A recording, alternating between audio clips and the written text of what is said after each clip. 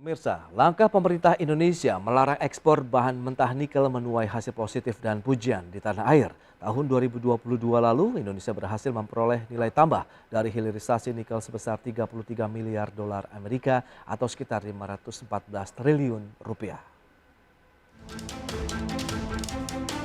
Presiden Joko Widodo berulang kali menegaskan Indonesia bukan negara tertutup meski menerapkan larangan ekspor bahan mentah baik komoditas pertambangan maupun pertanian.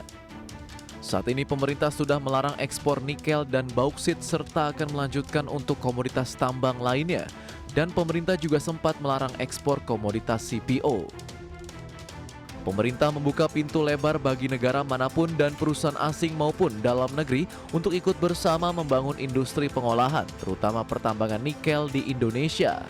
Perusahaan asing tersebut dapat menjalin kerjasama dengan perusahaan pelat merah ataupun swasta Indonesia. Kebijakan pemerintah tersebut terbukti menuai hasil luar biasa dan meraih apresiasi dari masyarakat maupun pelaku industri nikel di tanah air. Asosiasi Penambang Nikel Indonesia atau APNI menyebutkan keberhasilan hilirisasi nikel ini membuat banyak pelaku industri mendirikan pabrik pengolahan nikel di sejumlah daerah pertambangan nikel. Dan diperkirakan akan ada 43 pabrik pengolahan nikel yang siap beroperasi pada tahun 2023 ini. Bahkan, jumlah ini akan semakin bertambah hingga tahun 2025 mencapai 136 pabrik pengolahan nikel beroperasi di Indonesia. Sementara itu sebelum ada larangan ekspor biji nikel, nilai ekspor mineral logam Indonesia hanya sebesar 17 triliun rupiah atau 1,1 juta dolar Amerika per tahun. Dan setelah ada larangan ekspor biji nikel dan terbangunnya hilirisasi, nilai ekspor biji nikel melonjak hingga 326 triliun rupiah atau 20,9 juta dolar Amerika pada tahun 2021. Nilai ekspor tersebut meningkat 19 kali lipat. Jakarta, Tim Liputan IDX Channel. Ya, pemirsa, untuk membahas tema kita hari ini terkait dengan proyek hilirisasi nikel Indonesia yang banjir peminat, kita sudah tersambung melalui Zoom bersama dengan Ibu Medi Catherine Lengke. Beliau adalah Sekretaris Umum Asosiasi Penambang Nikel Indonesia atau APNI. Ya, halo Bu Medi, apa kabar? Halo Mas Pras, apa kabar? Selamat tahun baru. Yes, Happy New Year juga Bu, salam sehat. Terima kasih atas waktunya. Ini menarik kalau kita cermati ya, langkah yang sudah diambil pemerintah untuk melarang ekspor dari produk-produk mineral dasar kita, begitu termasuk nikel di dalamnya, menurut APNI sendiri sudah tepat, Bu?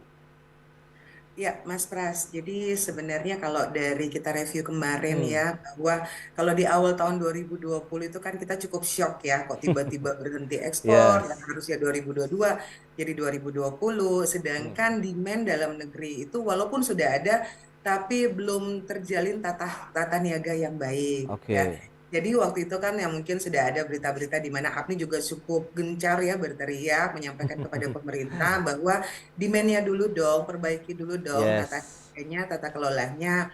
Jangan sampai terjadi banyak konflik dan memang waktu itu banyak banget konflik ya. Hmm. Dan memang waktu itu kita juga terus menyampaikan kepada pemerintah untuk harga patokan mineral.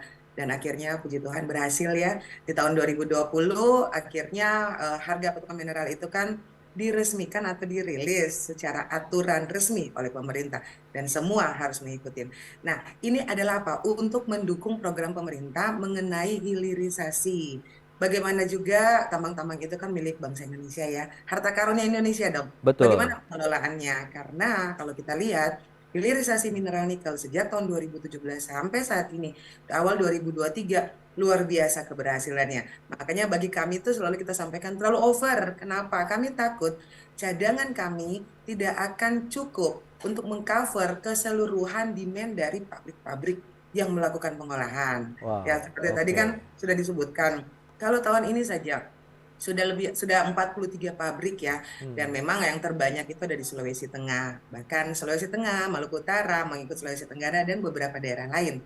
Nah, kalau semua pabrik yang berproduksi saja di tahun 2022 kemarin, sebagai contoh dari demand yang diminta oleh pabrik sekitar 135 juta ton, tersuplai 101 juta ton di tahun 2022. Tahun 2023 ini ada permintaan sekitar 145 juta ton biji nikel. Nggak tahu nih tersuplainya kapan, berapa banyak ya di tahun ini, kita lihat saja nanti. Nah, di tahun ini 2023, 145 juta ton. Kedepannya jika lebih dari 100 pabrik melakukan kegiatan pengolahan biji nikel, cadangan kita ini bagaimana? Kasihan mereka nanti, Hmm, pabrik-pabrik itu yang akhirnya tidak bisa sustain sampai mungkin di atas 10 tahun atau di atas 20 tahun. oke. Karena kenapa? Cadangannya ini, kan selalu saya bilang ya, nikel ini tidak beranak. Hmm, Jadi mau nggak mau, dan iya, ini sudah menjadi critical mineral. oke. Nah, bagaimana kita menjaganya? Hmm. Nah, Nah, tinggal menarik. kebijakan pemerintah nih Ya, bagaimana. ya. Karena kembali lagi, alam yang harus dipentingkan. Kedua, Oke. berapa sih penerimaan negara? Jangan hanya hilirisasi, tapi ada nggak Hmm, pendapatan penerimaan negara? Bukan hanya di hilir, tapi di hulu berapa sih sumbangsi dari hmm. mengolah kekayaan alam ini? Kembali lagi untuk negara. Oke. Dengan kondisi yang ada kita memanfaatkan momentum karena terbukti tahun 2022 lalu sudah ada tambahan sekitar 514 triliun begitu ya dari hasil hilirisasi nikel di Indonesia. Tapi ada kekhawatiran nampaknya yang Anda munculkan tadi begitu ya terkait dengan bagaimana kesiapan cadangan, ketersediaan cadangannya sendiri apabila tadi ada ratusan industri pengolahan yang beroperasi bersama. Nah, menyikapi kondisi seperti ini apa yang sudah lakukan teman-teman dari APNI begitu? Apakah suara ini juga sudah disampaikan oleh pemerintah? Apakah juga kita harus membuat suatu kebijakan gas dan rem juga nih di industri nikel Indonesia? Iya, betul Mas Pras. Jadi mungkin sudah dengar juga ya dari Hmm, Kementerian Investasi dari bulan kemarin juga udah menyampaikan, sudah menginformasikan, sudah menyebarkan berita bahwa akan ada moratorium. Ya, oke. dari pemerintah akan ada moratorium. Itu memang permintaan kami. Kenapa? Hmm, Kembali, kami takut cadangan kami tidak cukup untuk mengcover seluruh demand dari pabrik pengolahan nikel ini. Nah, dalam hal ini kalau kita berbicara saprolit ya, siap. karena pabrik yang mengolah sampai saat ini itu sudah 38 pabrik pirometalurgi. Hmm, Ya, pirometalurgi adalah mengolah menjadi nikel pig iron atau ferronikel. Nah, bahan baku utamanya adalah biji nikel kadar tinggi. hmm, Mau dimanapun juga, biji nikel kadar tinggi kan terbatas, mungkin hanya hmm. sekitar 30% dari total cadangan. Oke. Sedangkan untuk hidrometalurgi tahun ini baru 4 pabrik mengolahnya. Hmm, Tahun ini konsumsinya baru 23 juta ton. Nah, ini biji nikel kadar rendah. Sedangkan biji nikel kadar rendah ini total cadangan sekitar 70% dari keseluruhan. Nah, kenapa nggak dibalik? Demand-nya 70%, cadangannya cuma 30%.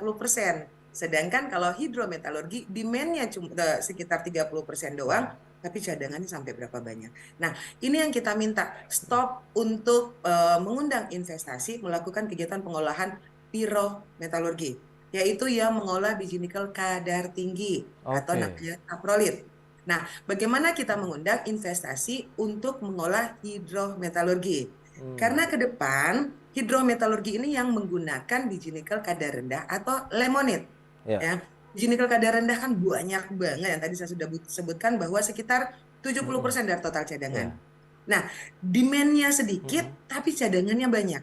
Nah, sedangkan ke depannya kita lagi menuju ke renewable energy. Kita lagi yes. gaung-gaungkan untuk pengolahan menjadi baterai, Hmm, untuk electric vehicle, mendukung zero emission, hmm, ya kan? ya. Nah, sekarang untuk kita mengcover, membantu dunia atau bumi ini dari global warming, berarti kan kita mengganti device.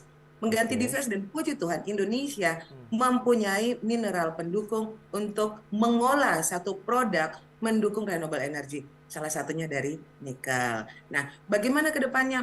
Ayo stop untuk pirometalurgi karena cadangannya udah nggak mumpuni. Sekarang mengundang hidrometalurgi, dan bahkan kalau Ya, ya. bisa Mas Pras, ya Indonesia dong yang punya gigafactory.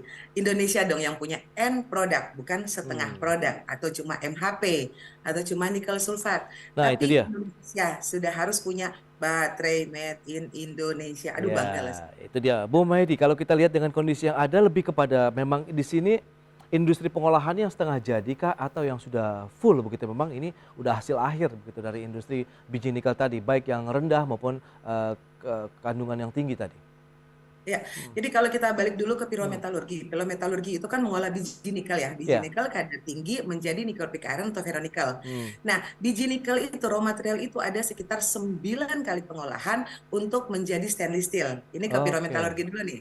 ya, Iya. untuk yang mengolah kadar tinggi. Nah, sekarang kita mengolah hidrometalurgi, yaitu Hmm. mengolah biji nikel kadar rendah. Menjadi baterai itu ada sekitar 6 kali lagi pengolahan, yaitu Hmm.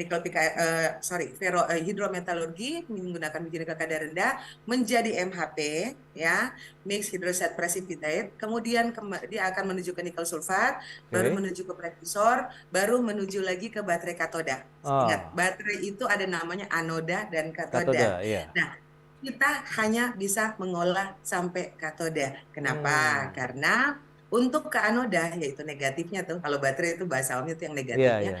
itu adalah bahan baku litium. Mau Oke. nggak mau, kita harus bekerja sama dengan negara lain yang punya bahan baku litium untuk membuat satu proses produk anoda dan katoda yang ada di Indonesia. Sehingga Hmm. kita punya nilai jual, Mas Pras, Betul, ya. betul, Tuhan betul. ini adil ya, kita Iya, nggak iya. dikasih semuanya ya untuk menjadi satu baterai ya. Hmm. Nah, bagaimana kita bekerja sama? Apakah dengan Australia, apakah dengan Argentina, apakah dengan South Africa yang memiliki litium, bahan baku litium dan grafite Oke. untuk kita mengolah bersama-sama, tapi bahan baku terbesar kan ada di Indonesia ya, yaitu misalnya NMC, Hmm. untuk baterai NMC, nikel, mangan, kobalt. Hmm. Itu 3 mineral ada di Indonesia. Iya, Nah, betul, betul. sekarang tinggal litiumnya nih. Ayo dong, negara mana yang bisa bekerja sama, tapi ngolahnya di Indonesia dong. Sehingga kita Oke, itu dia. cipta lapangan kerja dan punya produk hasil akhir made in Oke, Indonesia. menurut Anda apakah kebijakan pemerintah sudah mengarah ke sana? Tahan dulu jawabannya. Kita akan jeda sebentar, Bu Medi. Baik Oke, Mas pemirsa, Pras. kami masih akan segera kembali sesaat lagi. Ya, terima kasih Anda masih bergabung bersama kami dalam Market Review dan berikut ini kami sampaikan infografik terkait dengan cadangan dari sumber daya mineral di Indonesia. Ya, datanya bisa Anda saksikan ada boksit itu sekitar 258 tahun, ini data dari BPS, kemudian nikel sampai dengan 108 tahun, timah 36 tahun, tembaga 33 tahun, peraknya 30 tahun. Dan berikutnya volume dan juga nilai ekspor nikel di Indonesia, kita akan cermati sejauh mana pergerakannya. Untuk volume terus mengalami peningkatan ya dari tahun 2018 sekitar 779,7 juta ton kita lihat, kemudian meningkat lagi sampai dengan 2022 begitu data di awal ataupun ini kuartal 1 begitu ya. Ada 4,1 miliar ya ton begitu yang sudah diproduksi di Indonesia. Kemudian dengan nilainya cukup banyak begitu seperti yang bisa Anda saksikan di layar